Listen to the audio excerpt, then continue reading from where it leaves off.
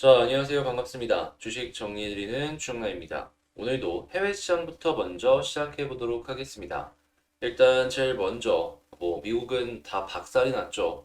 그냥 난리가 났는데 어떤 것 때문에 그랬는지 간단하게 이제 살펴보자면 이 페드의 공격적인 긴축 행보가 이어지면서 경기가 가파르게 둔화하는 경착륙에 직면할 수 있다라는 우려가 커지고 있는 가운데 중국의 코로나 봉쇄 그리고 러시아 우크라이나 전쟁 장기화까지 겹치면서 이 스태그플레이션이 현실화될 수 있다는 우려가 커지는 모습 때문에 전체적으로 빠지는 모습이 보여졌습니다.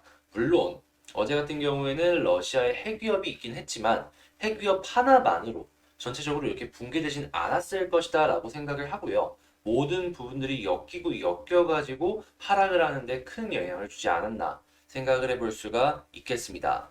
자, 그리고 이날 페드의 대표 비둘기파로 꼽히는 미니애폴리스 연은 총재는 인플레이션을 2% 정책 목표치로 다시 정상화할 것으로 확신한다라고 하면서도 인플레이션이 예상보다는 오래 걸릴 것이다라고 언급을 한 걸 봐서는 일단 2%까지 연준이 움직일 것이다라는 건 확실한 것 같은데 그 속도는 조금 길어질 수 있다라는 거 감안하시면서 보시면 좋겠습니다. 자, 그리고 애틀란타 연은 총재는 여러 번 아마도 두 번 혹은 세 번 금리를 50bp 움직일 것이며 이후 잠시 멈춰서 경제가 어떻게 반응하는지 인플레이션이 우리의 목표치인 2%에 가까워지는지 등을 지켜봐야 할 것이다라고 언급을 한 걸 봐서는 그러니까 간 보면서 계속 움직이겠다라는 걸 이렇게 이야기를 한 것 같습니다. 하다 보니까 우리 같은 경우에도 금리 인상하고 나서 계속해서 인상을 하겠네? 라고 생각을 하는 게 아니라 한 두 번, 세 번 정도 했을 때 시장이 조금 잠잠해진다라고 한다면 야, 이거 금리 인상 속도 조절 확실하게 할 수 있겠구나라고 생각을 하면서 거기서 들어오는 단기 매수세를 한번 집중해 보면 좋을 것 같습니다. 마이너스 6.08% 하락 마감하였고요. 채권은 강세, 달러는 약세, 금 가격은 하락 마감하였습니다. 자, 그럼 보다 더 디테일한 내용을 위해서 뉴스들을 하나씩 살펴보도록 할게요. 일단 첫 번째, 미국 4월 고용 추세 지수가 전월보다는 소폭 하락했다라고 합니다. 근데 이 소폭 하락하긴 했지만 미국 고용 시장 자체가 지금 매우 탄탄한 상황이기 때문에 이게 고점인 건 맞거든요. 하다 보니까 그렇게까지 큰 걱정을 할 필요는 없어 보입니다. 자, 그리고 두 번째 같은 경우에는 뉴욕 연은이 1년 기대 인플레가 6.3%로 현재 역대 최고보다는 약간 하락을 했다라고 해가지고 잠깐 인플레가 꺾이나? 이거 한번 기대를 하면서 지켜보면 좋을 것 같고요. 자, 다만 이렇게 좋은 이야기들도 나오겠지만 월가 공포 지수가 여전히 높은 상황으로 주식 시장 같은 경우에는 현재가 바닥이 아닐 수도 있다라는 의견도 나온다라는 거. 요거는 참고를 해보셨으면 좋을 것 같습니다. 자, 근데 지금 인플레이션이 굉장히 높다 보니까 이 월가의 공포지수도 높고 막 이 연결이 되는 거잖아요. 근데 이 인플레이션이 식을 수도 있는 징후가 나왔다라고 합니다. 여기서 나오는 세 가지에 대해서 이제 확인을 해보자면 BER, 그러니까 Break Even Rate랑 실제 인플레이션이 전년 대비 상승률이 완화가 된 것, 이 뉴스를 통해서 알 수가 있었죠. 자, 그리고 마지막 같은 경우에는 고점을 기록한 유가 등을 꼽았다라고 하는데 일단 실제 인플레 같은 경우에는 다들 아실 거고 유가 같은 경우에는 109달러까지 올라갔다가 현재 103달러까지 떨어졌죠. 하다 보니까 이걸 이제 체크를 해보시면 좋을 것 같고 브레이크 이트 레이트 그러니까 BER이 뭔지에 대해서만 이제 간단하게 설명을 드리자면 이제 10년물을 기준으로 놓고 보았을 때 국채 금리가 있을 것이고 물가 연동이 되는 국채가 있을 거 아니에요. 요 차이 그러니까 스프레드가 투자자들이 이제 매년 어느 정도의 성장률을 이제 가늠하는지 이걸 볼 수 있는 지표로서 꼽히거든요. 왜냐하면 물가 연동은 금리 플러스 물가니까요. 근데 이 수치를 딱 보았을 때 현재 4월 말에 3% 밑으로 떨어졌다라고 합니다. 물론 이게 19년 만에 최고치라고는 설명을 하지만 인플레이션이 꺾이는 모습과 함께 연동이 되는 모습을 보여주게 된다면 매우 긍정적인 지표로서 우리가 확인을 할 수가 있잖아요. 하니까 이거 같은 경우에는 현재 향후에 이 비슷한 결의 이야기들이 긍정적으로 시장을 풀어가는 모습을 보여주게 된다면 아, 이게 잘하면 인플레이션이 꺾일 수 있겠구나라고 생각을 하시면서 지켜보시면 좋을 것 같습니다.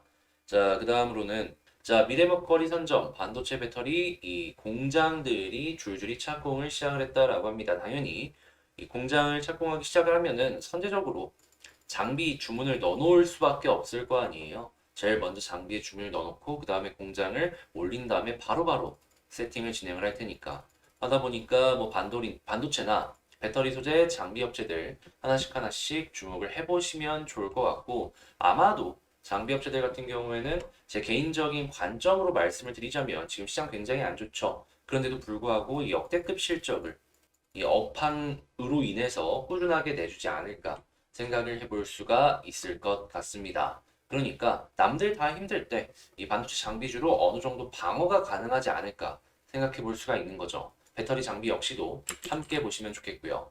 자, 그 다음으로는 마지막에 이런 내용 나왔습니다. 요즘에 이제 MZ 시대들이 이 프로젝터 요거에 대한 관심이 되게 높아졌다라고 해요. 저는 이 프로젝터를 써본 적이 없어가지고 딱히 요게 왜 좋은지에 대해서는 잘 모르겠지만 이 MZ 시대가 관심 있으신 분들 같은 경우에는 한번 살펴보시면 좋을 것 같습니다. 특히나 이 아무래도 대기업 쪽 같은 경우에는 그냥 상품 중에 하나이기 때문에 큰 영향을 받을 가능성이 높진 않겠지만 근데 이 중소기업들 중에 부품 납품한 애들이 있을 거란 말이에요. 요거는 주목할 가치가 충분히 크지 않을까 생각이 드네요. 자, 이렇게 시장 정리들 한번 싹 해봤는데, 일단 시장이 개판이니만큼 제가 이렇게 말씀드리는 게 여러분들께 얼마나 도움이 될지는 잘 모르겠습니다. 그래도, 그래도 어려운 시장일수록 시장을 객관적으로 판단을 하고, 그리고 하나씩 하나씩 이제 풀어 나가야 되잖아요. 그런 부분에 도움이 될 수 있는 정보들 꾸준하게 올려드릴 예정이니까, 자, 제 영상 많은 시청 부탁을 드리고요. 자, 그리고 방금 말씀을 드린 내용들 같은 경우에는 장 시작 전에 이렇게 시장 정리를 해서 말씀을 드린다라는 거. 그러니까 나 시장 혼자 너무 보는 게 힘들다. 누구랑 같이 좀 이 내용들을 보면서 헤쳐나가고 싶다라고 생각하시는 분들은 이 텔레그램 공방 같은 경우에는 제 채널 커뮤니티에 링크가 있으니까 이 링크를 통해서 진입을 해주시면 좋을 것 같습니다. 자, 그러면 본 영상 시작하도록 하겠습니다. 자, 제가 이번에 가지고 온 종목은 대한전선을 가지고 왔습니다.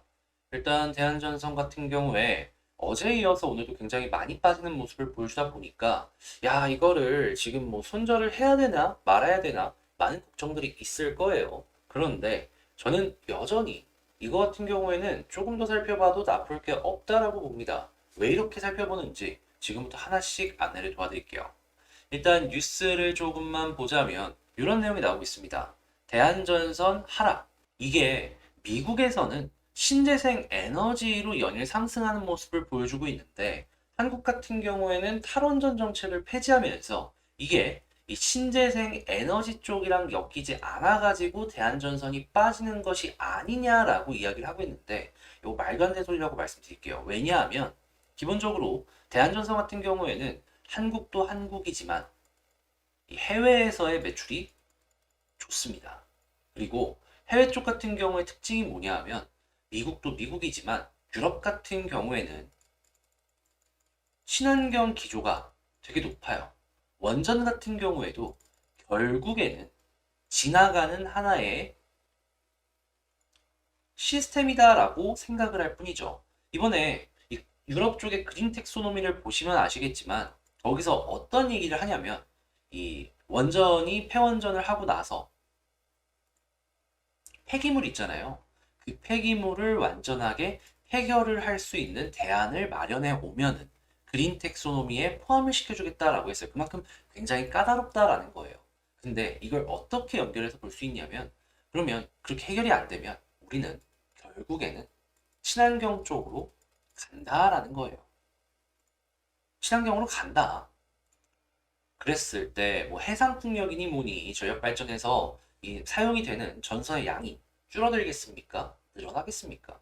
그리고 유럽 같은 경우에는 막 경제적으로 막 힘들다라고 하더라도 어떠한 심리가 있냐면요.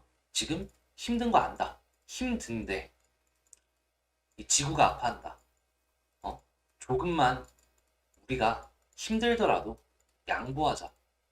이러한 심리가 있다라고 합니다. 이게 정책적으로 독일을 중심으로 진행이 되고 있다라고 해요. 대한전선 같은 경우에는 그런 흐름에 영향을 크게 받을 수밖에 없다라는 것이죠. 자, 그리고 이 구리 가격이 솔직하게 이게 가장 큰 영향이 아닐까 싶긴 해요. 이렇게 빠진 거. 근데 요거에 대해서 제 개인적인 생각 말씀드리자면 일단 우리가 가장 많이 이렇게까지 빠진 영향이 뭘까를 생각을 해보면 저는 중국 봉쇄의 영향이 가장 크다라고 생각을 하거든요. 공장이 안 돌아가는데 원자재가 뭔 필요가 있겠습니까? 그러면 그 수요 자체가 줄어드니까 공급량은 일정하니 가격이 빠진다? 이렇게 볼 수가 있는 거죠. 그럼 반대로 생각해 봅시다. 이 중국의 봉쇄가 풀려요. 공장을 풀로 가동하기 시작할 겁니다. 그러면 공급량은 일정한데 수요가 폭증을 합니다. 그러면 가격 다시 올라갈 수 있겠죠? 이 역시도 지금 선사들의 운임지수랑 비슷하게 생각을 하시면 된다라는 거예요. 그리고 우리 쪽 같은 경우에는 지금 추가적으로 여러분들께서 한 가지 더 생각하셔야 되는 게 있어요. 그게 뭐냐 하면 자, 재건을 할 때 가장 중요한 게 현대사회에서 뭡니까? 집도 집이지만 전기가 통하게 만들어야 되죠. 그래야지 이것저것 무언가 재건을 했을 때보다 더 수월하게 진행을 할 수가 있으니까. 근데 이 전기를 통하게 하려면 뭐가 필요합니까? 전선이 필요하죠. 전선의 핵심 재료는 뭡니까? 굴이죠. 근데 우크라이나 재건했을 때 자국의 돈으로 하면 한 세월 걸리겠지만 미국이나 서유럽 쪽에서 굉장히 많이 좀 자금 지원을 해줄 가능성이 높단 말이에요. 그러면 구리 가격이 순식간에 어떻게 될까요? 폭등할 가능성이 높습니다. 그것도 중국 쪽과 엮여가지고 이전 고점을 뚫고 올라갈 가능성 충분히 있다라는 것이죠. 그리고 가격에 대해서 한번 생각을 해보면 자, 판가 있죠. 대한전선이 구리 가격이 올려갖고 판가를 한번 올렸습니다. 근데 원자재가 떨어진다고 해서 바로 내릴까요? 아니죠. 올라갔을 땐 후다닥, 떨어졌을 때는 깃털처럼 천천히. 자, 그러다가 다시금 또 가격을 안 빼고 있는 상황 속에서 원자재, 이 우크라이나나 이런 것 때문에 급등한다고 치면은 판가 한번 더 올라갈 수 있지 않겠습니까? 이 대한전선 같은 경우에는 영업 이익률을 일정 수준 유지를 할 겁니다. 그러면 일정 수준 유지를 하는데 판가만 올라가게 된다면 영업 이익 자체만 놓고 봤을 때 액수가 오히려 올라갈 수 있겠죠. 그러면 계속해서 물건이 팔린다라고 치면은 회사의 영업이익, 한 해 농사는 대박이 나는 거고 이런 식으로 본다면 대한전선 야 이만큼 빠진다라고 끝이다? 아니다라는 겁니다. 조금 빠질 수는 있겠죠. 근데 지금 여기서 딛고 올라간다면 충분히 더 올라갈 수도 있는 거예요. 그러면 현 상황에서 수급이랑 차트 어떤 걸 보면 좋을지를 살펴보자면 자 이렇게 올라갔을 때 외국인이랑 기관이 엄청 샀어요. 물론 다음날 외국인이 바로 팔긴 했죠. 근데 기관은 산 물량 그대로 들고 있는 것들도 꽤 있습니다. 자 그리고 여기선 시장 때문에 빠졌다라고 칩시다.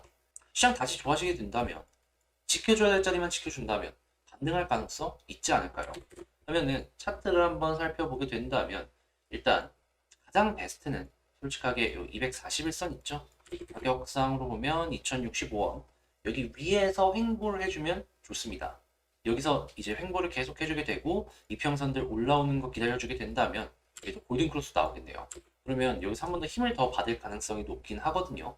빠지게 된다면 10이나 21선 여기 지지까지는 한번 생각을 해야 될 것 같다 라고 볼 수가 있을 것 같네요. 그래서 근데 지지를 받아주는 모습을 보여주게 된다면 아까 말씀드렸잖아요. 중국 봉쇄랑 우크라이나 재건 들어가면 구리 가격 올라가고 판가 올라갈 수 있다고. 그럼 거기서부터 다시 좀 이렇게 횡보하다가 여기처럼 이렇게 올라갈 수 있는 거죠. 그러니까 이렇게 인프라를 투자를 무조건 진행을 할 수밖에 없는 상황이 되는 이러한 종목들 같은 경우에는 저는 여러분들이 대한전선을 좀 장기적으로 본다라고 했을 땐 굳이 의심 안 하면서 보셨으면 좋을 것 같다라고 말씀을 드리고 싶습니다. 그리고 무엇보다 매집이 이렇게 진행이 됐는데 이렇게 매집해서 겨우 요거 먹고 끝내겠습니까? 자 이렇게 말씀드리면서 대한전선 여기서 마치도록 하고요. 자 힘든 시장 속에서도 다들 잘 좋은 결과물 만들어 나가셨으면 좋겠다라고 말씀드리며 저는 여기서 이만 마치도록 하겠습니다.